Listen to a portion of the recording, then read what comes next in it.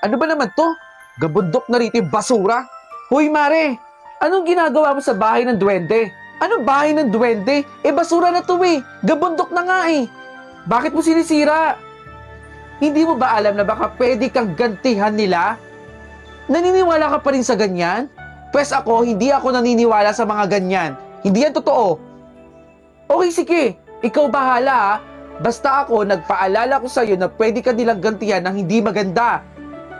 Basta ako, lilinisin ko tong gabundok na basura na to. Sirain mo na. Bahala ka sa buhay mo. Bahala ka rin sa buhay mo. Grabe nitong gabundok na to eh. Mamaya na ako mag-lipstick, may tumatawag pala. Hello? Oo naman no, pupunta ako dyan bukas na bukas din. Okay, sige, see you, bye! Pag-lipstick na nga. Nasaan na yung lipstick ko? Bakit nawala? Josh! Nakita mo ba yung lipstick ko dito? Ma, hindi ko po alam yan, naglalaro po ako dito. Saglit nga lang, hahanapin ko. Asa ba yung lipstick ko dito? Psst, psst. Huy! Laro tayo. Dito. Sige, laro tayo. Tara. Pitik bulag. Sige, alam ko yan. Ano? Mali ako. Mali ka. Mali ka na naman. O sige, last na to ha. Gi, takpan mo na. Magkakasakit ka. Hoy Josh, matulog ka na. Asan na siya? Matulog ka na at mukhang nakikipaglaro ka pa dyan ha. Sino ba kalaro mo?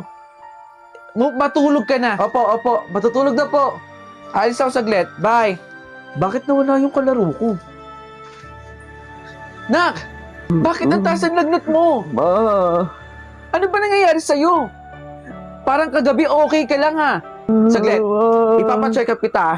Kukuha lang ako ng mga gamit natin. Diyan ka lang ha. hindi ko na po kaya. Huwag ka munang umalis. Duwende? Oo, duwende ako. Anong ginawa mo sa anak ko? Binigyan ko siya ng sakit. Pero ako rin magpapagaling. Anong ikaw magpapagaling? Hindi ka naman doktora. Gumaling ka na, Josh! Nak! Okay ka na. Okay na po ata ako. Magaling na siya. Advice ko lang po, rumispeto po tayo ha. At wag po basta-basta naninira ng bahay. Bye-bye po!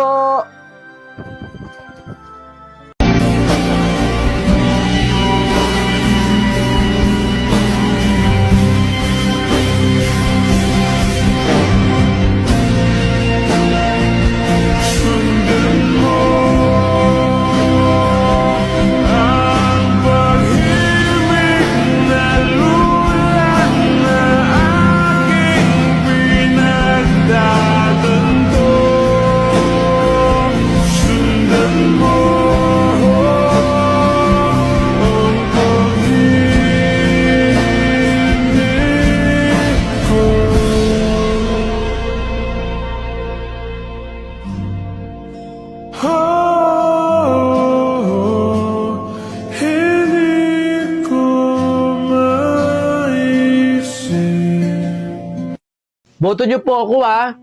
De Guzman po for President. Ako po si De La Cruz. Kumakandidato po ako bilang presidente ng Student Council. Sana po ay iboto po ninyo ako. Wow, De La Cruz! Hanggang dito ba naman?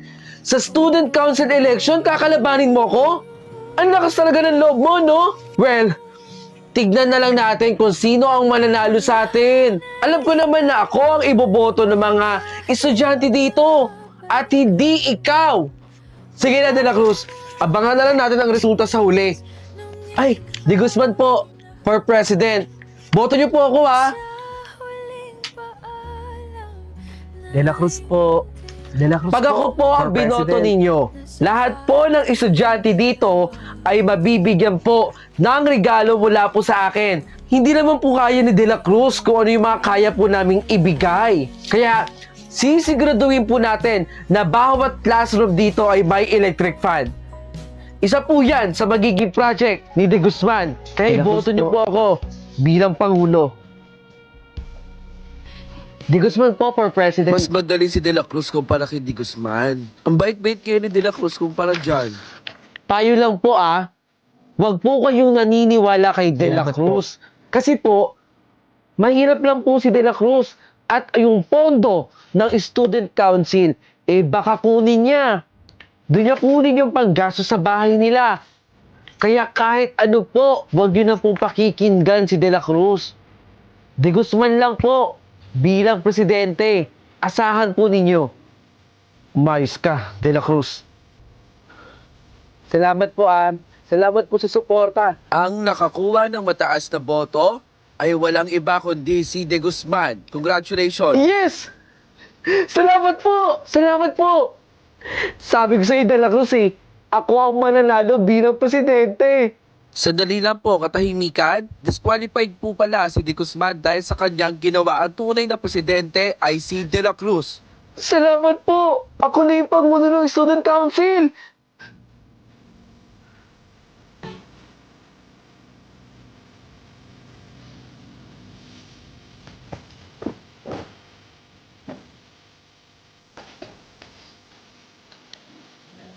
Hoy, para ngayon ko na nakita yung bag na yan. Etong bag ko?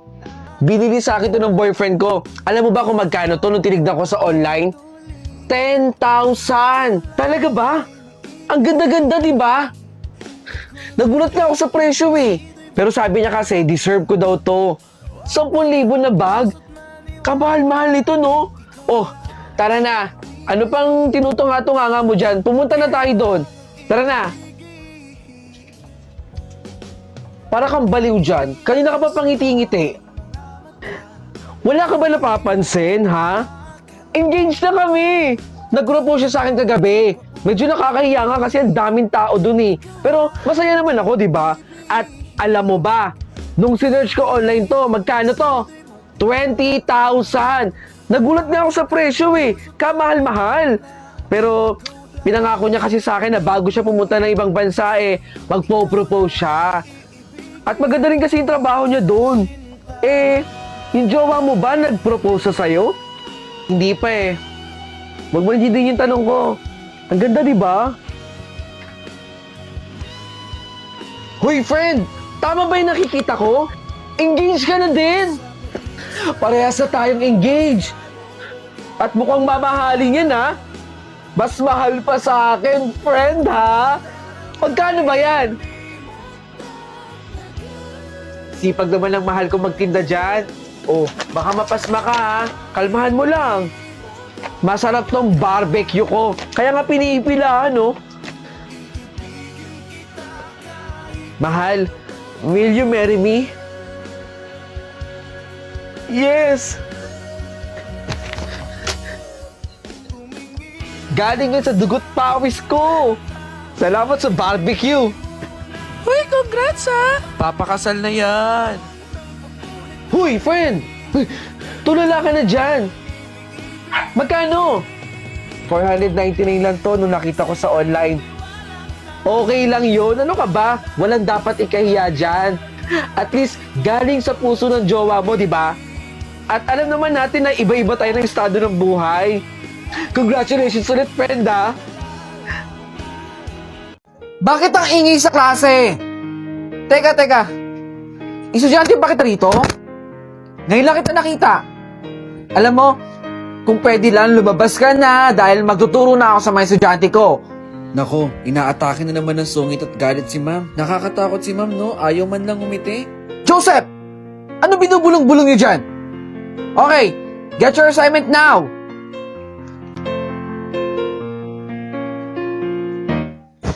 Oh, huy! Bakit nandito ka pa sa faculty? Wala na mga estudyante rito, nagsiuwian na. Bata, hindi ako nakikipagbiruan. Grabe naman po, ang sungit ninyo. Sayang po yung ganda ninyo. Kung may problema po kayo, alam ko po na malalagpasan po ninyo yan. Anong alam mo sa problema ko? Anong alam mo sa akin? Hindi mo ako kilala. Wala kang alam sa pinagdadaanan ko. Grabe naman. Ang sungit ni ma'am. Ay, grabe.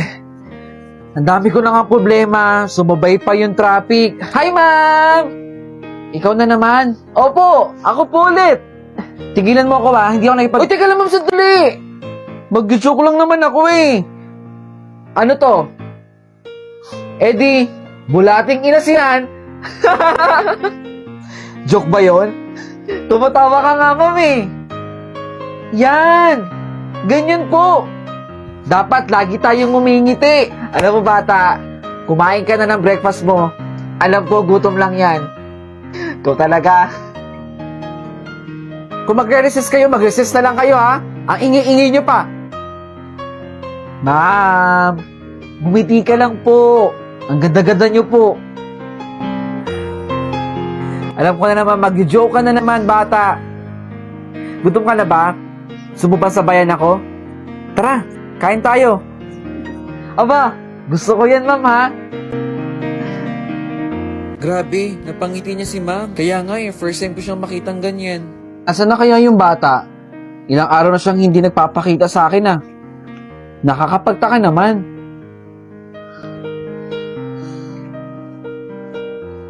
Nice. Tapos na ang mission mo. Napangiti at napatawa mo na ang teacher na laging galit. Yes! Binabati kita. Salamat po. Bye-bye, ma'am!